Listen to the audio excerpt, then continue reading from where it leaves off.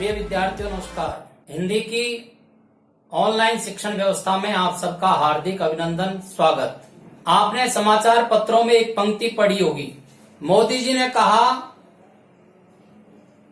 आज रात 12 बजे से संपूर्ण लॉकडाउन रहेगा।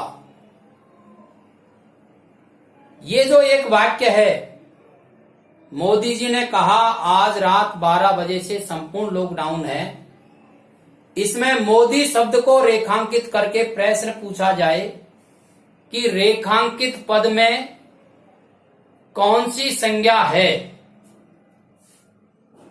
तो संज्ञाओं की परिभाषा के आधार पर आपका उत्तर होगा इसमें जातिवाचक संज्ञा है, क्योंकि मोदी जाति का संकेत करता है, जाति के समस्त समूह का बोध कराता है।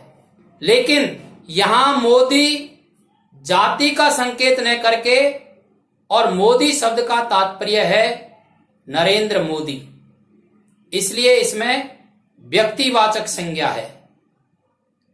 इस प्रकार से जातिवाचक संज्ञा होते हुए भी व्यक्तिवाचक संज्ञा है, इस प्रकार की जो पद्धति है उसको व्याकरणिक भाषा में संज्ञाओं की रचना इस प्रकार से पढ़ते हैं।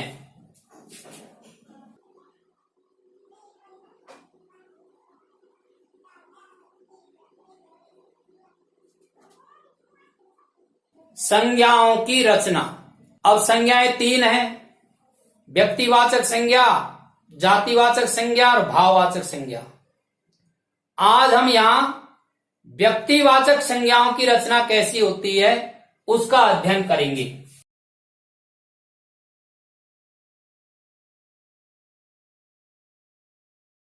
कुछ उदाहरण दिए गए हैं। गांधी जी अहिंसा के पुजारी थे, आजाद कभी झुके नहीं, आज देश को बोस चाहिए। पदों को यहां रेखांकित किया गया है, कुछ शब्दों को, और प्रश्न पूछा जा रहा है कि रेखांकित शब्दों में कौन सी संज्ञा है। तो इन शब्दों का यदि हम अर्थ निकालते हैं तो गांधी जी का अर्थ होता है महात्मा गांधी, आजाद का अर्थ होता है चंद्रशेखर आजाद, और बोस का अर्थ है सुभाष चंद्र बोस। इसलिए इन वाक्यों में आए हुए रेखांकित शब्दों में व्यक्तिवाचक संज्ञा है। किंतु जब देखते हैं तो मूलतः ये शब्द जाति सूचक हैं। गांधी जी जाति सूचक शब्द है, आजाद जाति सूचक शब्द है, बोस जाति सूचक शब्द है, उसके बाद भी ये व्यक्तिवाचक संज्ञाएं हैं। तो हमें समझाया जा रहा है कि जातिवाचक संज्ञाओं से व्यक्तिवाचक संज्ञा कैसे बनती है। कुछ ऐसे महापुरुष हुए हैं जिनकी जातियां उनके व्यक्तिगत नाम की ओर संकेत करती है। इस प्रकार के शब्दों को हम व्यक्तिवाचक संज्ञा के अंदर ही पढ़ते हैं और कहते हैं जातिवाचक संज्ञाओं से व्यक्तिवाचक संज्ञा बनाना। ऐसे उदाहरण कौन कौन से हैं? पंत,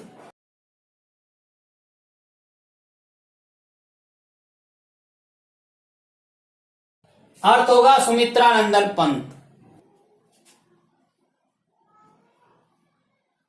गुप्त,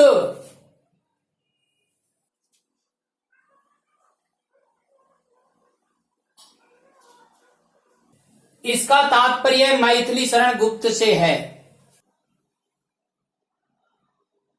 मालवीय,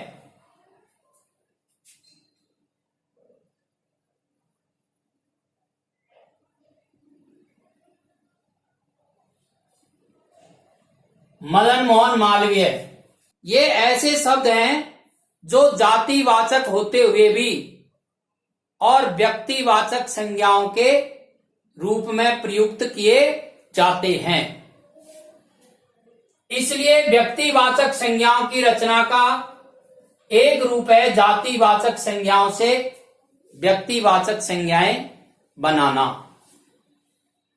संज्ञाओं में वचनों के संबंध में दो बातें महत्वपूर्ण हैं, वो भी हमें याद रखनी चाहिए। पहली बात है, जातिवाचक संज्ञाएं दोनों वचनों में प्रयुक्त होती है। नदी नदियां, माला मालाएं, कथा कथाएं, लड़का लड़के। जातिवाचक संज्ञाओं के वचन दोनों रूपों में होते हैं, परंतु व्यक्तिवाचक या भाववाचक संज्ञाएं प्राय एक वचन में ही प्रयुक्त होती है। भारत, हिमालय, हिमालयों ऐसे नहीं होगा।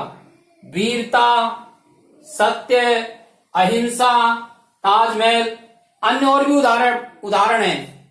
बुढ़ापा, बचपना, ये हम प्राय एक वचन में ही प्रयुक्त होती है।